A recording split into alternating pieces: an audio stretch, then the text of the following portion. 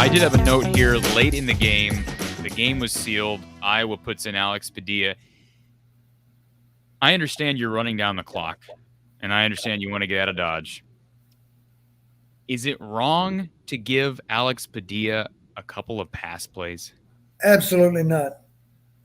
So why is it that we refuse to give our backup quarterbacks meaningful snaps? I'm not talking about a snap where you hand off to LaShawn Williams. Why can't we have meaningful snaps where you give your quarterback an opportunity to throw?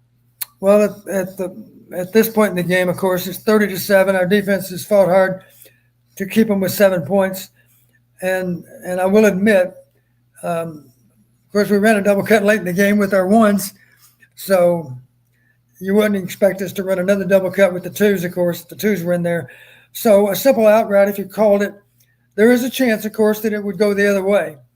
I would say that's on Padilla if it does.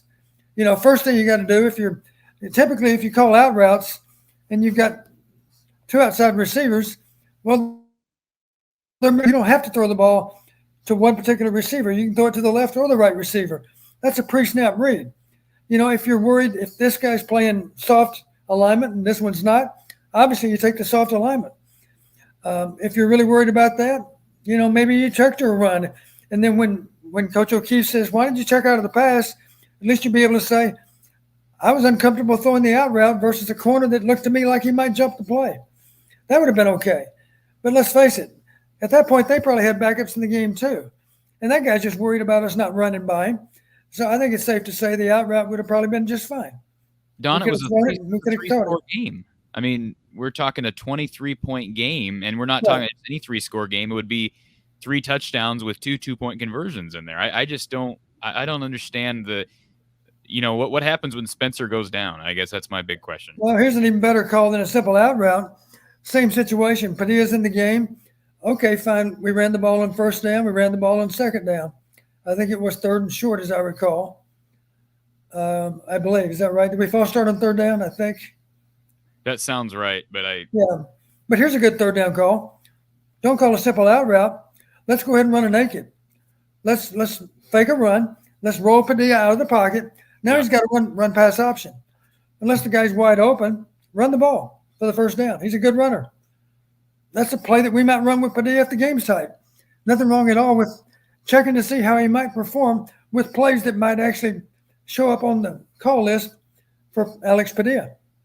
And I'm not trying to knock Brian. I'm not trying to knock Kirk. And I know you're not doing that, Don. But No. I would love to know the logic behind, and this is not the first time this has happened. I believe Padilla got in the game week 1.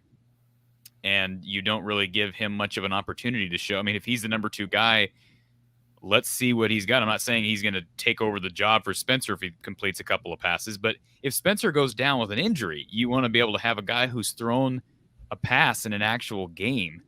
And if you're not going to do it against Kent State, when are you going to do it?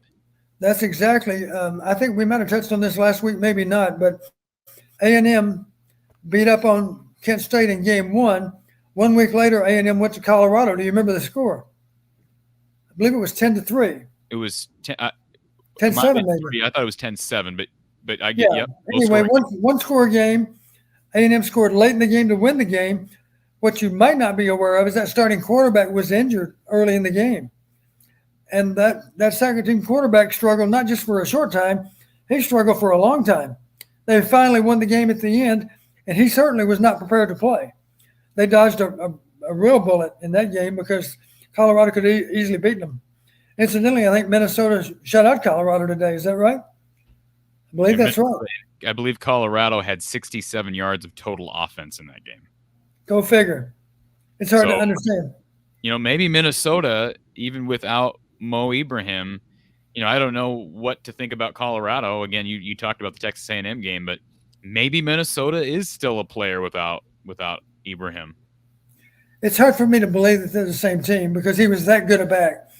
And that's nothing against the second team back, but not hard for me to imagine that Ibrahim was far and away the best back. I don't know that, but that's what I suspect to be the case.